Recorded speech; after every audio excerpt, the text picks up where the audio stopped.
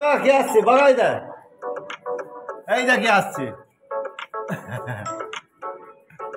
এই দা কে আসছে করলো শাড়ি দেখে তারপরে করলো এবার ওনাকে করতে না ভয় পেয়ে যায়।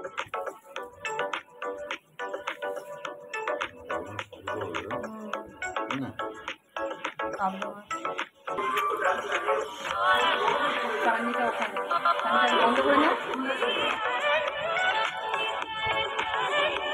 পোস্তর যে জলটা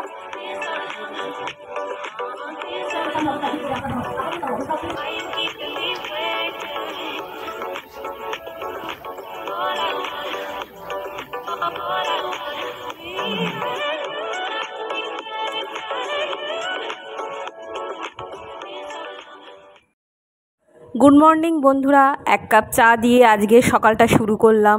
তো তোমরা কেমন আছো? নিশ্চয়ই ভালো আছো। তো আমরাও ভালো আছি। আজকে সকালবেলা থেকে দেখছো কাজের তোড়জোড়। এ দেখো, প্রতিদিনই সকালবেলা একটুখানি যখন বাড়ি থাকে ঝাড়ফাট তো দেয়, আজকে যেন বেশি, কারণ আজকে আমাদের বাড়িতে আসবে এক বিশেষ অতিথি। তো এই দেখো ঘরদোরগুলো ঝাড়ফাট দিচ্ছে। আমি তো তলাটা ঝাড় দিয়েছি, ও বললো দাও তো কুস্তেটা দাও, এখানে ঝুল হয়ে আছে, ঝুলগুলো ঝেড়ে নিই।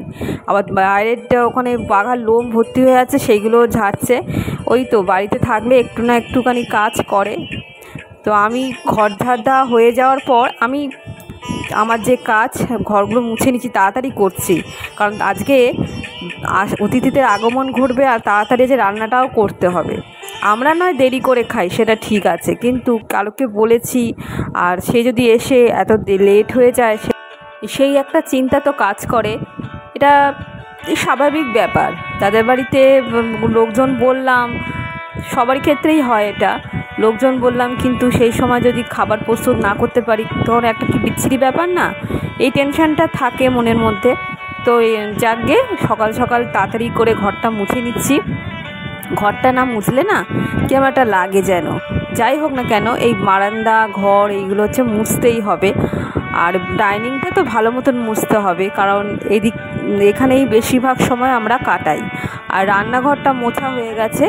আর আজকে ভাবছি স্নান করার আগে কিছু রান্না করে যাব। তারপরে সকালবেলা একটু তাড়াহুড়ো আছে, রান্না করতে চলে এসেছি। প্রথমেই বসাচ্ছি চাটনি। আজকে কজন আসবে বাড়িতে তো দেখাবো তোমাদের। আমাদের যা আসবে, ভাসুর আসবে, তার ছেলে আসবে, দিব্য আসবে। তো ওদেরকে বলা হয়েছে দুপুরবেলা আজকে খাওয়া নেমন্তন্ন করা হয়েছে। তা সকালবেলা সমস্ত ঝাড়পোছ করলাম, করে এবার এটা বসাচ্ছি। প্রথমেই দেখো চাটনি বসিয়ে দিয়েছি। তো কারুকে বললে, সাধারণত কারুকে নেমন্তন্ন করলে আমি সাধারণত আগের দিনকে চাটনিটা করে নিই, কিন্তু কালকে আর করে ওঠা হয়নি।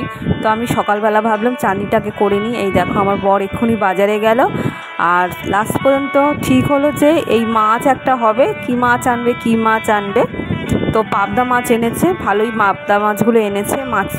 মাছের পেটে আবার ডিমও ছিল। মাংস দেখো বলতে হয়নি, বাইরে জল নিয়ে মাংসগুলো ওই ধুয়ে দিচ্ছে। চাটনি তো করা হয়ে গেল। তারপরে ভাবলাম যে গ্যাসটা তো এমনি খোলাই আছে, তো ভাতটা তো এখন বসাবো না, স্নান করে এসে তারপরে ভাতটা বসিয়ে দেবো। তাই ভাবলাম যে একটুখানি ভাজাভুজি করে নিই। খিদে পেয়েছিল, হ্যাঁ এখন কটা বাজে? 10টা বাজে, চুপচাপ আছে। কটা বিস্কুট দিলাম, তারপরে খেলো। শোনা বাবা, তুমি যদি না এখন আমাকে বুঝবো। আর আমার এই কাজের খেলায় আর কিছু হবে মানে মনেও নেই, খেয়ালও নেই। খেতে দেবো করে। দাদার বয়স হয়েছে, শরীরটাও ভালো নয়, তাই কি রান্না করব, মানে প্রথমে ভেবেছিলাম যে মুড়িঘণ্ট ডাল করব। তারপরে হঠাৎ মনে হলো না, এটা রিচ হয়ে যাবে, গরম মশলা ফোড়ন দিতে হবে। তাই ভাবলাম যে এই গরমের যেটা উপাদেয় সেই তেঁতোর ডালটা করি।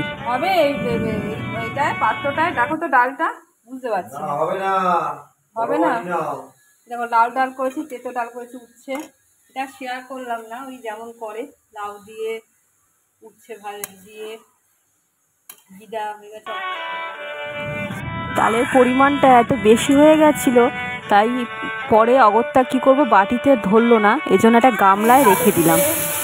পেঁয়াজ বাটাটা একটু বেশি দিয়েছি, আর এই আদা রসুন অল্প দিয়েছি। তার মধ্যে একটু টমেটো দেবো, এই যে টমেটো বাটা দিয়ে দিচ্ছি। টমেটো বাটা দিলাম, ভালো করে কষাতে হবে। পেঁয়াজ আদা রসুন দিয়েছি, পেঁয়াজ রসুন দিয়েছে, টমেটো দিয়ে ভালো করে কষাবো যাতে রসুনের গন্ধটা চলে যায়। আর এইখানে তো একটু পোস্ত, আর এই যে ব্যাক ক্যামেরা দেখাচ্ছি, এই যে পোস্ত সর্ষে একটু বেটেছি, তা এটা পুরোটা দেবো না, অল্প একটু দেবো। আর এখানে তো একটা মশলা করে রেখেছি, জিরে ধনে তারপরে একটু গুঁড়ো লঙ্কা, এটা দিয়ে এইটা একটু দেবো। আর মাংসের জন্য রেখেছি, আর একটুখানি মশলা মাছে দেবো। তো ভালো করে কষি, পাবদা মাছ ভালো করে কষাতে হবে, যেন রসুনের গন্ধ থেকে যাবে। ভালো করে কষাবো। এরকম পেঁয়াজ আর রসুনটাকে ভালো করে কষাবো। টমেটো দিয়েছি, দিয়ে পোস্ত বাটা দিয়েছি। জানো তো একটা কাণ্ড হয়েছে, সর্ষে আমি ভিজিয়ে রেখেছিলাম, ভেবেছিলাম পোস্ত আর সর্ষে দুটো মিশিয়ে দেব, আর সেটা না ভুলে গেছি। সর্ষেটা পড়ে আছে, তো যাকগে হালকাই হয়েছে। পোস্ত বাটাটা দিয়ে আর একটু ফুটে উঠলে নামিয়ে নেব। টমেটোটা একটু বেশি করে দিয়েছিলাম যাতে খেতে ভালো হয়, আর উপর থেকে একটুখানি কাঁচা লঙ্কা ছড়িয়ে দিলাম। এই টেবিলটা হচ্ছে সর্বসভা কেন বলছি বলো তো? দেখো, জিনিসপত্র বাবা দোকান থেকে জিনিসপত্রগুলো আনলে সব টেবিলের উপর রাখে। আমার কর্তা চা খেয়ে যায়, টিফিন থেকে শুরু করে খাওয়া দাওয়া সব টেবিলের উপর থাকে। তারপরে কোনো কিছু অবসরের কাজ এই টেবিলের উপর বসে করি, তাই টেবিলটা ওই জন্য না অগোছালো হয়ে থাকে। এই জন্য মাঝে মধ্যে যখনই সময় পাই টেবিলটা পরিষ্কার করে নিই। টেবিলটা গুছিয়ে নিচ্ছি বন্ধুরা। রান্না মোটামুটি সারা, এখন মাংসটা বাকি আছে, আর চালটা ভিজিয়ে রাখবো, স্নান করতে যাব। আর টেবিলে এই সমস্ত কাপ ফাপ সব পড়ে আছে, সব ধোবো, তারপরে খোসা ফেলে দেব। আজকে যেহেতু ঘরটা তাড়াতাড়ি মুছে নিয়েছি, কোনো চিন্তা নেই, এগুলো সব ধোবো। আর এই সব রান্না টান্না করে রেখেছি, মশলাপাতি তো রয়েছে, এসে শুধু মাংসটা করবো, খোয়াশোটা ফেলবো। স্নান করে এসে মাংস বসিয়েছি, ভাত বসিয়েছি, আর চা খাচ্ছি, না খেলে হবে না। স্নান করে তাড়াহুড়ো করেছি। আজকের মাংসটা একটু অন্যভাবে করেছি। এটা হচ্ছে টক দই, তারপরে অল্প একটু পেঁয়াজ আদা রসুন দিয়ে 2 ঘন্টা মতো ম্যারিনেট করে রেখেছিলাম, মানে স্নান করার আগে ওটা মাখিয়ে রেখে দিয়েছিলাম। তারপরে পেঁয়াজ আদা রসুন যেমন দিতে হয়, তারপরে যে গরম মশলা ফোড়ন দিয়ে ভালো করে কষিয়ে, আর আলুটা একটু ভেজে নিয়েছি, ভেজে একটু সেদ্ধ করে নিয়েছি, ভালো করে কষিয়ে আর নারকেলের দুধ দিয়ে করেছি। এই জন্য খেতে একটু অন্যরকম হয়েছে। ওরা 2টো বাজে ছিল, এখনো ওরা আসেনি। আর আমি খুব চেষ্টা পাচ্ছি, তাই কি করব, লেবু আর নুন চিনির জল করে খাচ্ছি, ভালো লাগছে না, একটু খাই। আর খেয়ে আর একটু তৈরি করে রেখে দিই, ও তো কাছ থেকে আসবে, ওকেও দেবো। গরমকালে লেবু চিনির জল ভালো লাগে টক করে খেতে, শুধু জল বেশি খাওয়া যায় না, দেখবে এই লেবু চিনির জল যদি খাই ভালোও লাগে। এই দেখো, সংসারে তো আমরা দুজন কপতি বলা যায়। এই দেখো, ও বললে যে আমি এরমভাবে কাটবো, আমি কাটো তাহলে। স্যালাড কাটছে দেখো। আমি ভেবেছিলাম যে ডিজাইন করে কাটবে, কিন্তু ডিজাইন হচ্ছিল না, ছুরি দিয়ে এরমভাবে গোল গোল করে কাটছে। এই দেখে আসছে, এই দেখে আসছে, করলো শাড়ি দেখে, তারপরে করলো, এবার ওনাকে করতো না,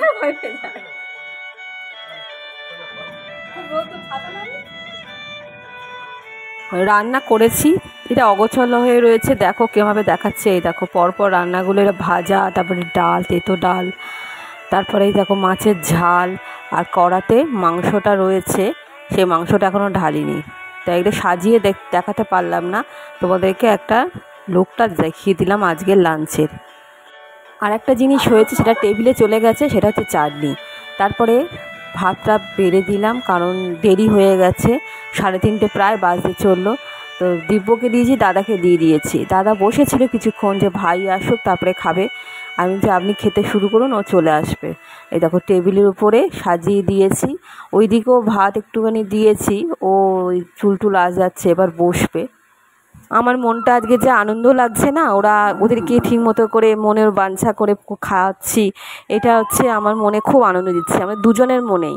তো অনেকদিন ধরেই চিন্তা করে যাচ্ছি যে দাদা বৌদিকে তো বলা হয়নি, তারপরে দাদাও এসছে কদিনের জন্য, দাদাকেও তো কিছু হাতে করে খাওয়ানো হয়নি, ওই জন্যই ভেবে এটাই ঠিক করেছি যে আজকে বলেছি, আজকে তো মঙ্গলবার, ভেবেছিলাম রবিবার বলবো, রবিবার দিন আমার বরের আবার কাজ থাকে, ও আবার সময় দিতে পারবে কি না, ওর আসতে একটু দেরি হয়, এই কথা ভেবেই আজকে করা। তো কোনো অসুবিধা নেই। আর টিভি চলছে জানো তো গাঙা করে, কি অরিজিনাল সাউন্ডটা দিতে পারছি না। আমি তো নিজের মতো করে ঠিক মতো হিসেব করে রান্না করেছে, কিন্তু না ওরা খেতে পাচ্ছে না। দিব্য তো একদমই খেলো না, অল্প করে খেয়েছে, দাদাও খেয়েছে, সবটাই পদই খেয়েছে, কিন্তু অল্প করে খেয়েছে। যাকে যার যা শরীর সেই অনুযায়ী খেয়েছে। গরম পড়েছে না, আর বাঘাকে না সকাল থেকে ওকে বলছি জানো তো যে দিব্য দাদা আসবে, আজকে দিব্য দাদা আসবে।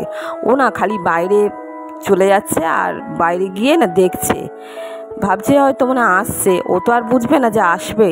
তারপরে যখন ওরা এলো, ওর আনন্দ ধরে না, কারণ আমাদের বাড়িতে সচরাচর লোকজন খুব একটা আসে না, আসলে বলতে বাবা মাটা একটু আসে, আর খুব একটা আসে না, এই জন্য এখানটা পুরো ফাঁকা বলা যায়। ওখানে তো কত লোকজনের মাঝেও ছিল, তারপরে রাস্তা ছিল পাশেই, আমরা হচ্ছে পুরনো যে ভিউয়ার্স তারা জানো, যে রাস্তা ছিল সেখানে সমস্ত কিছু জনকোলাহল, মানে লোকজন যেত, চিৎকার চেঁচামেচি হতো, কিন্তু এখানে এত নীরব, ও যেন ও একটু ফাঁকা ফাঁকাও লাগে, আমাদের ফাঁকা ফাঁকা লাগে, ওরও একটু লাগে। আর অনেক দিন পর দেখেছে না ওদেরকে, খুব আনন্দ। তারপর ওদের খাওয়া হয়ে যাওয়ার পর আমি আর বৌদি দুজনে মিলে খেয়ে নিলাম, খেয়ে নিয়ে আমরা এই বড় ঘরটায় বসেছি। তো বড় ঘরটায় বসেছি, একটা প্রবলেম হয়েছে, আমার ফোনে আর জায়গা নেই। তা আমি আমার কর্তাকে বললাম তোমার ফোনটা দাও, আর ও ফোনটা দিয়ে ছবি তুলছি, ভিডিও তুলছি, দেখো কেমন ঝাপসা ঝাপসা আসছে মাঝে মাঝে। আমি ওর ফোনটা তো খুব ব্যবহার করি না, হয়তো আমারই কিছু ফল্ট হতে পারে তোলার। তো এই যাও করে ওকে বললাম একটু তুলে দাও, তো তুলে দিয়েছে। বাড়িতে এরকম লোকজন আসলে না বেশ ভালোই লাগে, আর আসলে বেশ রান্না করব, পথ করে সাজিয়ে খেতে দেবো, আমার তো খুব আনন্দ লাগে।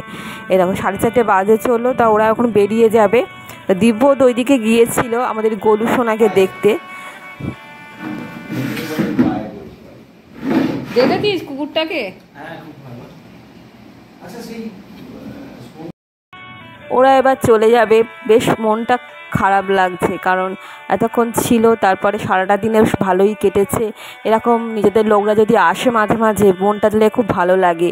আবার দাদা কদিনের জন্য এসছে, আবার কদিন থেকে তো চলে যাবে, কাজের সূত্রে বাইরে থাকে, তো এইটা ভেবে একটু মনটা খারাপ লাগছে। আবার 1 বছর পর আসবে, এই সপ্তাহটা থাকবে, পরের সপ্তাহে যাবে।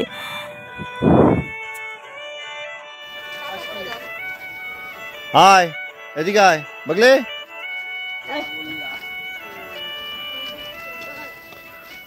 ব্যাগ